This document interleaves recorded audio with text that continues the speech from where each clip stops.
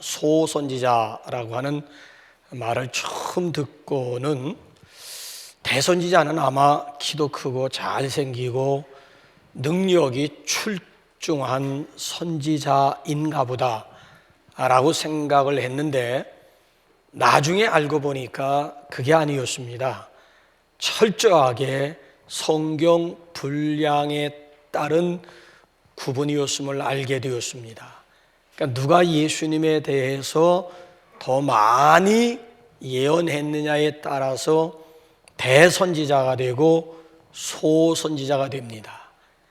그래서 16명의 선지자들 가운데 보통 4명을 대선지자로 부르고 그리고 12명을 소선지자라고 부르지 않습니까? 그러니까 이사야서야말로 예수님에 대해서 가장 많이 예언한 성경이 되겠습니다. 구약에 17권의 예언서가 있습니다만은 이사야서는 전체 66장에 걸쳐서 예수님을 예언합니다. 자, 신구약 66권 성경 가운데서 시편 150편만 빼고 나머지 65권 가운데서 이사야서가 당연히 1등입니다. 66장에 걸쳐서 예수님을 예언하게 됩니다. 그래서 이사야서를 가리켜서 대예언서 중에 대예언서, 또 이사야서의 별명이 구약의 복음서라고 하는 그런 별명을 가지고 있습니다. 그만큼 앞으로 오실 예수님에 대해서 가장 많이 예언했기 때문입니다. 자, 그 중에 성탄에 대한 예언의 하이라이트를 꼽으라고 한다면은 바로 우리가 함께 읽은 본문 말씀이 되겠습니다. 아시는 대로 이사야 선지자는 예수님이 탄생하시기 전 700년 전에 활동했던 선지자지요. 특별히 하나님께서는 이사야 선지자를 통해서 예수님의 별명들을 비롯해 가지고 예수님의 생애, 예수님의 순환, 예수님의 부활, 예수님의 승천, 그리고 예수님의 승귀에 대해서 쭉 예언을 하셨습니다.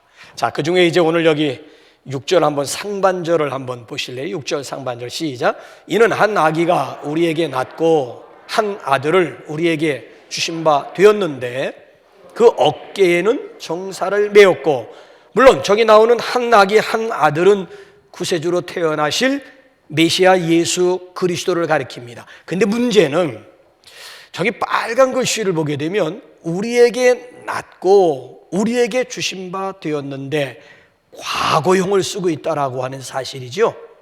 자, 뒤에 나와 있는 나머지 내용들은 다 미래 시제, 미래형을 쓰고 있는데 왜 한 아기, 한 아들에 대해서만큼은 과거형을 썼느냐라고 하는 문제예요. 이상하지 않아요? 저만 이상하게 생각하는가요?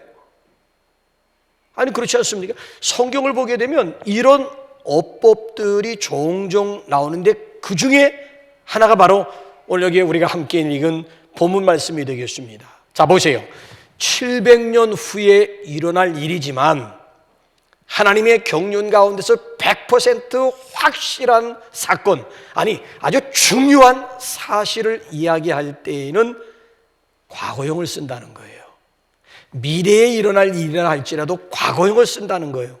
자, 우리 한번 신약에서 한 군데만 더 우리 한번 요한복음 5장 24절 한번 보실까요? 시작. 내가 진실로 진실로 너희에게 이르노니 내 말을 듣고 또 나 보내신 이를 믿는 자는 영생을 얻었고 심판에 이르지 아니하나니 사망에서 생명으로 옮겼느니라. 원래 제대로 된 문장 같으면은 예수님을 믿는 사람들은 영생을 얻게 될 것이다. 예수님을 믿는 사람들은 사망에서 생명으로 옮겨지게 될 것이다 라고 해야 되는 거예요. 근데 저기 보게 되면 과거 시제를 써요. 영생 얻었고 사망에서 생명으로 이미 옮겼느니라라고 얘기를 해요. 그러니까 아주 중요한 사건, 아니 너무 확실한 사실을 이야기할 때는 과거형을 쓴다라고, 이걸 예언적 과거 과거라고 표현을 하고 있는 거예요. 예언적 과거. 더군다나 한번 7절 하반절 말씀을 한번 보시죠. 더 이상 한 번 더 보세요. 시작. 만군의 여호와의 열심히 이를 이루시리라. 만군의 여호와의 열심히, 하나님의 열심히 이를 이루게 될 것이라. 아니 여러분, 누가 하나님의 열심을 막겠습니까? 누가 하나님의 열심을 패하겠습니까? 하나님의 열심이 반드시 이를 이룰 것이니라. 그렇기 때문에 이미 이루어진 것을 전제로 과거형을 쓴다라고 하는 이야기예요. 그래서 예언적 과거라고 하는 표현을 해요. 어떻게 이해가 되십니까? 어떻게 북한말로 고래 접수가 되십니까? 자, 오늘 여기 본문 말씀에 보게 되면 그 장차 700년 후 장차 오실 메시아 예수님에 대한 별명들이 쭉 콤마 표시와 함께 쭉 우리에게 소개가 되고 있지요. 그래서 저는 2022년 대림절에 예수님의 별명들을 중심으로 우리 오신 예수님, 오시는 예수님, 앞으로 오실 예수님에 대해서 좀 깊이 좀 함께 나누고자 합니다. 특별히 오늘 본문 말씀을 보게 되면 기묘자입니다. 기묘자. 그의 이름은 기묘자라. 자, 분명히 우리 성경임에도 불구하고 이 단어 기묘자라고 하는 단어가 쉽게 우리에게 다가오질 않아요. 마음에 와 닿질 않아요. 기묘자가 뭡니까? 기묘자가. 그래서 영어 성경을 보게 되면 His name is wonderful. 그의 이름은 기묘자라. His name is wonderful. 그의 이름은 놀라움. 그래서 장차 오실 메시아 예수님에 대해서 이사야는 한마디로 무엇이라고 소개를 했는가 하면 놀라우신 분. 한마디로 말씀드리면 예수님은 놀라우신 분. 이 기묘자라고 하는 말이 이사야에만 나오는 게 아니에요. 자, 한 군데만 더 찾아볼까요? 사사기 한번 13장 우리 한번 17절 18절 한번 볼까요? 시작. 마노아가 또 여호와의 사자에게 말하되 당신의 이름이 무엇이니까? 당신의 말씀이 이루어질 때에 우리가 당신을 존귀히 여기리이다 하니 여호와의 사자가 그에게 이르되 어찌하여 내 이름을 묻느냐? 내 이름은 기묘자라 하니라. 당신의 이름이 무엇이니까? 내 이름은 기묘자니라. 그러니까 마노아는 삼손의 아버지잖아요. 자, 마노아 부부에게 여호와의 사자가 나타나서 당신을 기묘자로 밝히고 있는 거예요. 자, 여기서 여호와의 사자라고 하는 것은 물론 예수님이에요. 구약의 성육신이라고 할 수가 있겠지요. 그러니까 이 기묘자라고 하는 이 이름은 다른 곳에서도 나오는 거예요. 그러니까 예수님은 한마디로 기묘자, 놀라우신 분. 그러니까 어떤 면에서 놀라우신 분일까요? 여러분, 하나님이 아기의 몸으로 이 땅에 오셨습니다. 그분이 바로 예수 그리스도이십니다. 그러니까 예수님의 잉태와 탄생부터 모든 것이 놀라울 뿐이에요. 경이로울 뿐이에요. 자, 예수님은 우리 모양 부정모혈로 잉태되신 것이 아닙니다. 철저하게 성령으로 잉태되어 동정녀, 즉 수처녀 마리아의 몸을 빌려 이 세상에 오신 분이에요. 그러니까 우리와는 근본이 출생부터 놀라운 그 자체라고 말씀드리고 있어요. 더군다나 예수님의 짤막한 생애지만 33년이라고 하는 예수님의 생애를 보게 되면 놀라울 뿐입니다. 그분의 인격이며 사랑이며 능력이며 그분의 가르침이라고 하는 것은 한마디로 놀라울 뿐이에요. 더군다나 그분의 죽음 또한 얼마나 놀라운 사실인지 몰라요. 한 사람의 이 비극적인 죽음 앞에 수많은 사람은 감동과 함께 충격을 먹고 그분을 따르기로 결단을 하게 됩니다. 아니, 역사상 이런 죽음이 어디에 있습니까? 이후에도 이런 죽음은 없을 거예요. 더군다나 예수님의 부활이라고 하는 것은 놀라운 사건 아니겠습니까? 성경대로 장사 지낸 바 되었다. 성경대로 사흘 만에 죄와 사망의 권세를 깨뜨리고 무덤 문을 열고 다시 살아나신 놀라우신 그리스도, 온 세계 사람들이 그분의 다시 살아나심을 기념할 뿐만 아니라 오늘도 살아계신 그분을 증거하고 있지 않습니까? 더군다나 더 놀라운 사실은 장차 다시 이 땅에 오실 예수님의 재림입니다. 장차 천사장의 나팔소리와 더불어 천군 천사는 물론이지만 앞서간 낙원에 들어가 있는 수많은 영혼들과 함께 다시 이 땅에 재림하시게 될 때에 온 세상은 그분의 영광스러운 모습을 보면서 또 한 번 깜짝 놀라게 될 거예요.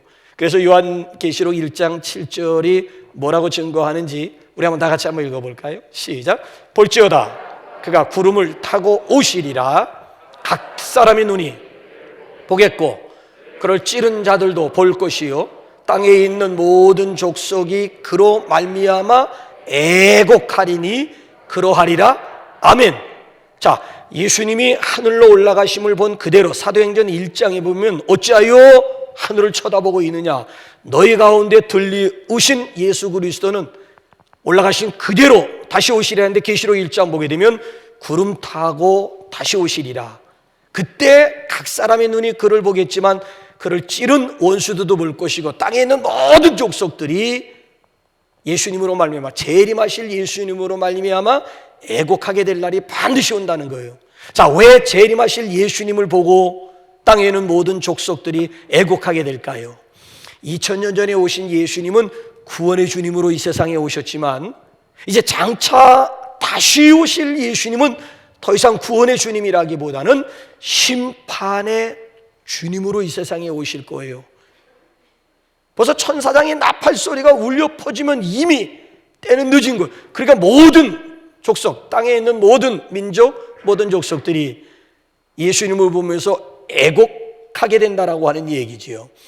여러분 보십시오. 예수님은 이 세상에 사시면서 단 한 권의 책을 쓰신 적도 없어요. 근데 세계 도서관의 모든 장서들 가운데 예수님을 주제로 쓰여진 책들이 엄청나게 많습니다. 예수님은 이 세상에 오셔서 단 한 권의 시, 단 한 줄의 시를 쓰신 적도 없어요. 근데 모든 시들이 예수님을 노래하기 위해서 쓰여졌습니다. 예수님은 이 세상에 오셔가지고 단 한 편의 음악을 작곡한 일도 없어요. 근데 음악사 대부분이 바로 그분을 찬양하기 위해서 작곡되어졌고 오늘도 그 곡들이 주님 앞에 바쳐지고 있다는 거예요. 예수님은 이 세상에 오셔가지고 단 한 채의 예배당을 지은 적도 없어요. 그럼에도 세계 곳곳에 수많은 사람들이 예수님을 경배하기 위한 전들로 가득하다라고 하는 사실이지요. 그 예배당이 없는 나라, 예배당이 없는 동네가 없어요. 예수님은 이 세상에 오셔가지고 당신의 신화를 만들기 위해서 조직을 만든다든지 아니면 군사를 모집한 일이 없습니다. 그럼에도 불구하고 모든 사람들이 예수님을 추앙할 뿐만 아니라 예수님을 왕으로 고백하면서 그분을 따르는 사람들이 얼마나 많은지 몰라요. 기꺼이 왕 대신 주님을 위해서 하나밖에 없는 목숨을 초계와 같이 내버리겠다 하고 충성을 맹세한 종들이 얼마나 많은지 몰라요. 그러니까 예수님은 한마디로 놀라우신 분이 아닐 수가 없어요. 아니 더군다나 이 성경 속에 보게 되면 예수님에 대한 경이로운 예언들과 사건들과 예수님을 만난 수많은 사람들의 간증들이 가득합니다. 심지어 예수님의 고향 사람들도 얼마나 놀랐는지 아십니까?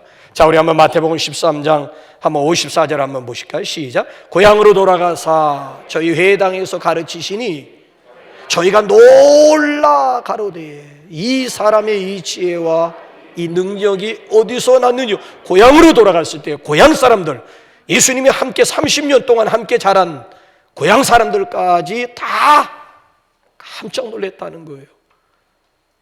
예수님의 가르침 가운데 가장 핵심이 산 위에서 가르친 산상보훈, 보물과 같은 그런 교훈이라고 하잖아요.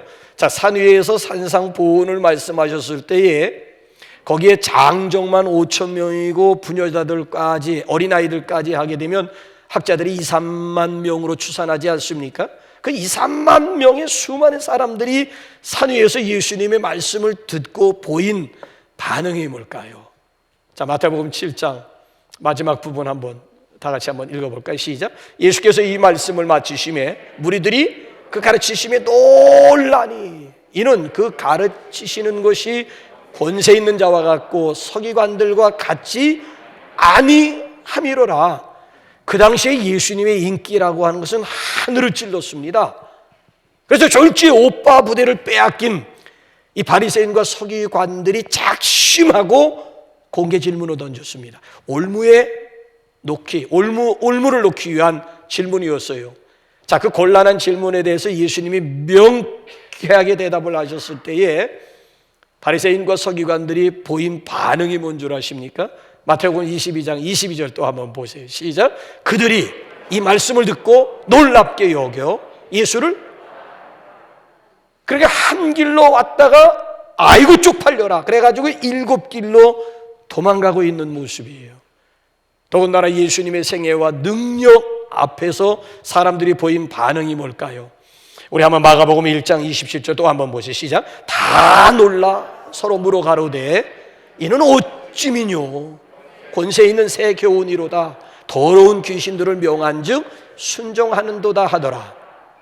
자, 더군다나 마지막으로 누가복음에 보게 되면 예수님께서 중풍병자를 비롯해서 각종 병든 사람들을 고쳤을 때 그 사람들의 입을 통해서 이구동성으로 무슨 말이 터져 나왔을까요?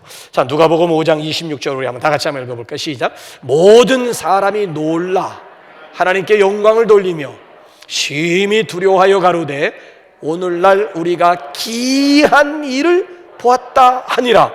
자, 첫 번째 절 보게 되면 모든 사람들이 놀랐다. 마지막 절 보게 되면 기이한 일을, 그러니까 예수님과 관련해서 복음서에 보게 되면은 놀랐다라고 하는 동사와 함께 기이 여겼다, 기이하게 경이롭게 여겼다라고 하는 말이 얼마나 많이 나오는지 모릅니다. 여러분, 그렇습니다. 사람들은 예수님의 인격에 놀라고 예수님의 사랑에 놀라고 예수님의 가르침에 놀라고 예수님의 능력에 놀라고 예수님의 생애 자체에 놀랄 뿐이었습니다. 어떻게 오늘 여러분들 삶이 무기력하다고 느껴지십니까? 아니면 삶의 권태감을 느끼십니까? 아니면 삶의 감사와 감격을 잃어버리셨습니까? 예수님을 만나시기 바랍니다. 예수님을 알아가시기 바랍니다. 우리의 삶 가운데 생의 리듬 자체를 다시 회복할 거예요. 예수님과 한번 여러분 대림절을 통해 가지고 예수님과 한번 사랑에 빠져보시지 않으시렵니까? 놀라운 일이 일어난다니까요. 좌우지간 예수님의 성탄과 더불어 이 복된 성탄의 계절에 놀라우신 예수님을 만나볼 수 있기를 주님의 이름으로 축원합니다. 오늘도 예수님은 기묘자 예수님을 믿는 성도들에게 찾아오셔가지고 놀라운 일들을 행하십니다. 우선 영혼에 놀라운 변화가 일어납니다. 자, 내 영혼에 하나님의 나라가 임하는 거예요. 내 영혼이 은총 입어 중한 죄짐 벗고 보니 슬픔 많은 이 세상도 천국으로 화하도다. 높은 산이 거친 들이 초막이나 궁궐이나 내 주 예수 모신 곳이 그 어디나 하늘나라. 할렐루야 찬양하세. 내 모든 죄 사함받고 주 예수와 동행하니 그 어디나 하늘. 야, 이 무반주와 함께 찬양한다라고 하는 그 맛이 너무나 목소리가 아름다운 거예요. 이 소리가 이 안에서 막 진동하는 것 같아서 너무 아름다운 거예요. 그러니까 예수님을 내 마음의 왕으로, 예수님을 내 가정의 주인으로 모시기만 하면 내 마음의 천국이 이루어지게 되고 우리 가정이 천국으로 화한다라고 하는 얘기예요. 그러니까 우리가 이 다음에 죽어서 들어갈 천국만 사모할 것이 아니고요, 이 세상에 살면서 우리가 하나님의 나라를 맛보면서 살아갈 수가 있어야 된다는 거예요. 여러분, 정말 지질이 예수 못 믿는 사람들이 어떤 사람들인 줄 아십니까? 이 지옥과 같은 세상에서 지옥처럼 살다가 죽어서 천국 들어가겠다는 교인이에요. 우리는 그런 사람들이 아니에요. 비록 이 세상이 지옥과 같은 세상이라 할지라도 예수님과 함께 천국과 같은 삶을 살다가 죽어서 더 좋은, 더 완전한 천국에 들어가는 것이 우리 그리스도인의 삶인 줄로 믿습니다. 그래서 오늘도 우리 영혼 가운데 하나님의 나라가 임하기만 하면 우리 영혼의 기쁨과 평화가 흘러 넘치게 됩니다. 그래서 찬송가 있잖아요. 내 영혼에 시락이 있고 큰 소망 넘치네. 주 예수 복을 주시고 또 내려주시네. 주의 영광 빛난 광채 내게 비춰 주시옵소서. 그 밝은 얼굴 배울 때 나의 영혼 기쁘다. 아멘. 내 영혼이 춤추게 된다라고 하는 거예요. 자, 예수님께서 우물가에 나온 사마리아 여인에게 하신 말씀이 바로 이것입니다. 예수께서 대답하여 이르시되 이 물을 먹는 자마다 다시 목마르니와 내가 주는 물을 먹는 자는 영원히 목마르지 아니하리니 나의 주는 물은 그 속에서 솟아나도록 샘솟는 영생이 되리라고 주님이 분명하게 말씀하셨습니다. 여러분 보세요. 죄로 인해 가지고 고통의 삶을 살고 고달픈 인생을 살던 이 여인이 예수님을 만나 생수의 기쁨을 발견했을 때 어떤 액션을 취하던가요? 두 번 다시 보기 싫은 동네 사람들을 향해서 그 물동이를 내팽개친 채 동네 사람들에게 달려가가지고 예수 자랑하고 예수 증거하는 그런 삶을 살지 않았습니까? 그러니까 이게 얼마나 이거 놀라운 변화입니까? 얼마나 이게 놀라운 축복입니까? 김여자 예수님은 이렇게 우리 영혼의 놀라운 변화를 일으켜주실 줄로 믿습니다. 뿐만 아니라 영혼뿐만 아니에요. 우리의 인격과 우리의 가치관에 놀라운 변화가 일어납니다. 자, 예수님을 마음속에 모시고 살게 되면은 점차적으로 우리의 인격이 변화가 돼요. 서서히 그리스도를 닮아가게 됩니다. 자, 보세요. 죄와 욕심에 따라 살던 사람이 더 이상 죄와 욕심을 따라 사는 것이 아니고 예수님을 닮은 새 사람의 모습으로 변화가 됩니다. 그래서 전에는 나에게 이득이 되고 이익이 되는 쪽으로만 매사가 다 계산적인 사람이었어요. 근데 이제는 달라졌습니다.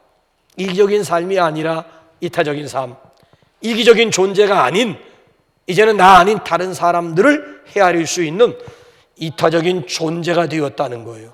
예수님이라면 이 순간 과연 무슨 말씀을 하셨을까? 아니, 예수님이라면 이 순간 어떻게 행동하셨을까?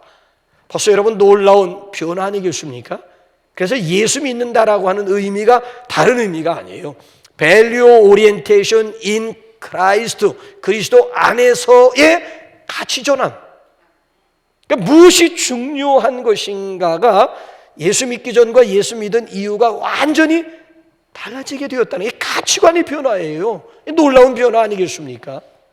고대 신학자 가운데 어거스틴이라고 하는 사람이 있지요. 젊었을 때 방탕한 생활을 했을 뿐만 아니라 이방 종교, 특별히 아주 만유교에 심취했던 어거스틴 아닙니까? 그 어거스틴을 위해서 어머니 모니카가 13년 동안이나 눈물 흘려가면서 기도했다고 하지 않습니까?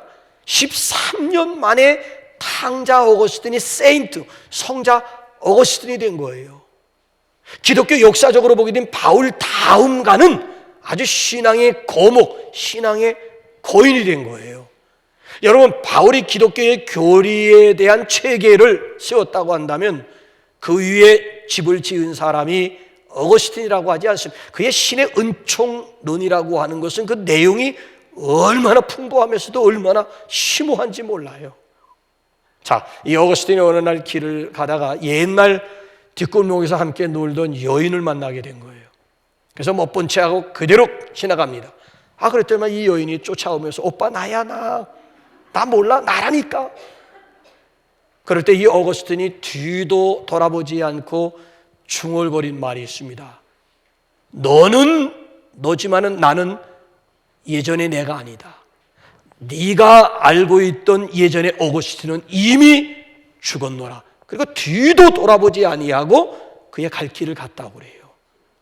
십자가의 원수로 행하던 사도 바울이 다메섹 도상에서 예수님을 만난 다음에 무슨 고백을 했는 줄 아십니까? 어거스틴과 다를 바 없는 고백이에요. 자, 우리 한번 갈라디아서 2장 20절 우리가 다 암송하고 있는 구절인데 한번 볼까요? 시작. 내가 그리스도와 함께 십자가에 못 박혔나니 그런즉 이제는 내가 산 것이 아니요 오직 내 안에 그리스도께서 사신 것이라. 이제 내가 육체 가운데 사는 것은 나를 사랑하사 나를 위하여 자기 몸을 버리신 하나님의 아들을 믿는 믿음 안에서 내가 그리스도와 함께 십자가에 못 박혀 죽었다는 거예요.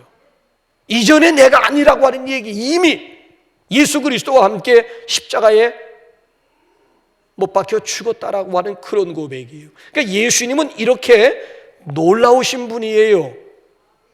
그러니까 한 인간을 폐품에서 명품으로 완전히 바꾸어 놓은 거예요. 할렐루야.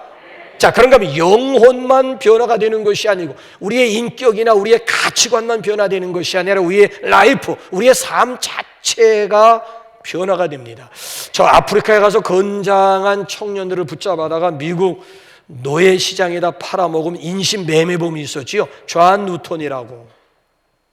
이 양반이 극적으로 예수 그리스도를 만난 다음에 변화되고서 무슨 얘기를 했는가 하면은 내가 훗날 천국에 가게 되면 깜짝 놀랄 만한 일 세 가지를 발견하게 될 것이다. 그 첫째는 아무개만큼은 분명히 천국에 갈 것이다 라고 생각을 했는데 그 사람이 천국에서 보이지 않더라는 거예요. 그래, 우리 눈에 보이는 것이 전부가 아니라고 하는 얘기예요. 첫 번째 놀라면. 두 번째 놀라면 아무개는 분명히 지옥 갈 것이다. 아니, 지옥 아랫목에 떨어질 것이다 라고 생각을 했는데 웬걸 그 인간이 천국에 와 있는 것을 보고 또 한 번 깜짝 놀랄 것이다. 마지막 세 번째의 깜짝 놀람이라고 하는 것은 도저히 용서받을 수 없는 흉악범, 노예 상인이었던 내 자신이 구원받아 천국에 와 있는 것을 보고 또 한 번 깜짝 놀랄 것이다. 그 존 뉴턴이라고 하는 사람이 회심 후에 찬송가를 작사를 했는데 시트 쳤지요. 전 세계인들이 가장 즐겨 부르는 베스트 원, 어메이징 그레이스라고 하는 찬송이에요. 나 같은 죄인 살리신 주의 놀라워 이뤘던 생명 찾았고 광명으로 돋는 이제껏 내가 산 것도 주님의 은혜라. 또 나를 장차 본향에 인도해 주시리. 어메이징 그레이스는요, 그리스도인들만 부르는 찬송이 아니에요. 믿지 않는 사람들도 즐겨 부르는 노래가 어메이징 그레이스, 놀라우신 은혜. 그래서 1절, 2절, 3절, 4절 가사를 가만히 보게 되면 은혜라고 하는 말이 빠진 구절이 없어요. 그도 그럴 것이 인신매매범이었잖아요.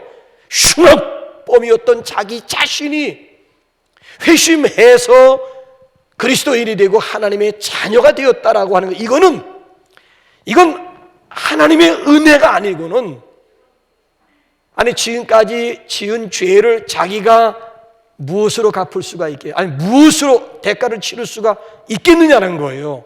이건 이건 오로지 하나님의 은혜, 그래서 어메이징 그레이스가 된 거예요. 자, 여러분들의 삶 가운데, 여러분들의 인생 가운데 깜짝 놀랄 만한 일이 있다면 무엇입니까? 김형국 씨가 만남은 멈추지 않는다라고 하는 책을 썼는데, 그 책 서문에 보게 되면 스토리로 시작을 하게 됩니다. 어느 날 어린 아이가 자전거를 타고 가다가 길에 내버려진 어린 고양이 한 마리를 보게 됩니다. 그대로 내버려두면 죽을 것 같아가지고 그 어린 고양이를 데리고 집으로 돌아왔어요. 그랬더니 식구들이 남의 길에 내다버린 고양이를 왜 데리고 왔느냐고 하면서 타박을 하기 시작을 합니다. 근데 웬걸요? 며칠 지나자 온 식구들이 그 어린 고양이를 좋아하게 되었고, 그 어린 고양이로 말미암아 집안의 분위기가 달라졌다는 거예요. 자, 저자는 그 책 서문에서 이런 스토리와 함께 우리에게 다음과 같이 도전을 합니다. 고양이 한 마리가 집안에 들어와도 집안의 분위기가 달라지고 식구들의 자세가 달라지고만 적지 않은 사람들이 그리스도를 믿는다고 하면서 왜 변화되지 않을까? 아니, 고양이도 아니고 역사 한가운데 오셔가지고 BC와 AD의 분기점을 이룬 예수님이, 더군다나 기독교 2000년 역사 가운데 그 예수님으로 말미암아 한 인간의 운명이 180도 바뀌어지는 이런 놀라운 사건 앞에 어째 예수 믿으면서도 좀처럼 변화되지 않을까? 어디에 문제가 있다고 여러분 생각하십니까? 여러분들은 변화되었습니까? 여러분들의 인생 가운데 깜짝 놀랄 만한 사건, 깜짝 놀랄 만한 일을 한번 이야기해 보라고 한다면 여러분들은 무슨 이야기를 들려주시렵니까? 왜 변화되지 않을까요? 진정한 인카운터, 진정한 예수와의 만남이 아직 이루어지지 않아서 그런 것은 아닐까요? 자, 예수님을 믿는다고 하면서도, 아니 예수님을 영접했다고 하면서도 내 마음 이 중심, 이 마음의 왕자에 우리 주님이 앉아 계시는 것이 아니라 내 마음 한 구석에 예수님을 모셔놓고 예수님을 종처럼 지금 부리는 그런 신앙생활 하시는 분들은 없으신지요? 예수 때문에 출세하고 싶고, 예수 때문에 잘 되고 싶고, 예수 때문에 내가 원하는 목표점에 도달할 수가, 그러니까 예수님을 그냥 내가 원하는 것을 얻기 위한 수단, 그러니까 예수님을 마음속에 모셔놓고 종처럼 부리는 삶을 살기 때문에 그런 것은 아닐까요? 그래서 우리 대림절 기간 동안에 두 가지를 한번 우리 각자가 좀 깊이 좀 생각하면서 의미 있는 좀 대강제로 좀 만들어 갔으면 합니다. 그 첫째가 뭔가 하면은 정말 내가 예수님을 구세주로 고백하고 있는지, 세이비어십을 묻고 있는 거예요. 정말 예수님이 내 인생 가운데 구원의 주님으로 영접하고 있는지 한번 세이비어십을 한번 물어보고요. 목사님 그거 이미 예수님을 내 마음의 구주로 모셨습니다. 마음에 모신 것도 모신 건 나름이지요. 로드십을 한번 물어보세요. 정말 예수님이 내 마음, 내 삶의 중심, 주인이 되고 있는지, 예수님이 왕이 되어가지고 오히려 나를 다스리는 삶을 살고 있는지, 이번엔 두 번째로 로드십을 한번, 예수의 주 되심을 한번 스스로에게 도전해보는. 그래서 우리 금년 2022년 우리 대림절은 원더풀 되시는 주님과 함께 원더풀 라이프, 원더풀 인생의 우리 주인공들이 될 수 있기를 주님의 이름으로 축복합니다. 우리 이 시간 우리 뷰라 중창단의